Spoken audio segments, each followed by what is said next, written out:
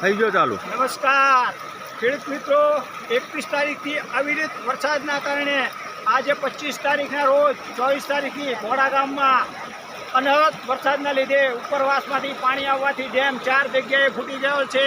અને આ 4 વારીનું દ્રશ્ય કેમેરામેનને દઈ કે સામેનું આંખો કરીને દેખાડી દો. તૂટેલો બંધ 4 વારીમાં 10-10 ફૂટ પાણી, પાક નિષ્ફળ અને ગામ ફરતું નીચે દલિતવાસમાં પાણી, કોડી પટેલવાસમાં પાણી, ઇન્દિરાવાસમાં પાણી, સર્વત્ર પાણીનો નજારો જોવા મળે છે. આ વાંસવાવાળા રોડ ઉપર હું કેમેરામેનને બતાવીશ કે 5-5 ફૂટ પાણી રોડ ઉપરથી જાય છે. આગળ નીચાણવાળા વિસ્તારમાં નરકાંઠાના ગામડાની બેહાલ સ્થિતિ. પાણી જ્યાં જુઓ નજરે જુઓ ત્યાં પાણી.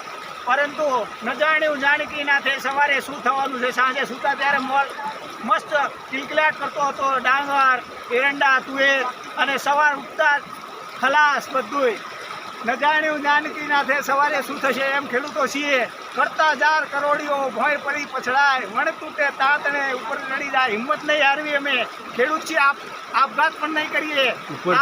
ઉપરથી કોઈ આયા નથી હજુ. આજે નહીં તો કાલે અમે ઊભા થઈશું જ. ભલે અત્યારે અમે બેકાર થઈ ગયા છીએ, સર્વત્ર સાફ થઈ ગયું છે. અમુકના ખાવા ઘરમાં અનાજ બધું પલળી ગયું ગામમાં. આ રોડ તૂટી ગયા, રસ્તા જોવો તમે હાલત. પણ ખેડૂત છીએ અને અમુક સ્ત્રીઓ, સિટીની સ્ત્રીઓ 10 રૂપિયા ટમેટાના મરચાના ભાવ વધ્યા ત્યારે કે અમારું બજેટ ખોરવાઈ ગયું. તમારું બજેટ ખોરવાનું નહીં, અમારી આખી લાઈફ ખોરવી. જુઓ મિત્રો, શહેરના મિત્રોને વિનંતી કરું છું કે આ ખેડૂત તરીકે નમ્ર અરજ કરું છું કે અમારી હાલત જુઓ.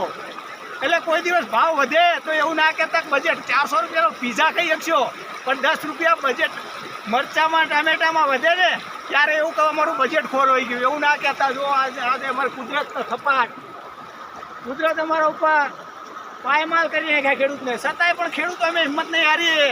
હસતા મોઢે અમે કહીએ છીએ કે આજ પડ્યા છીએ કાલ ઊભા થઈ જઈશું. નમસ્કાર. સરકારે જાણ નથી કરી હજુ કોઈ.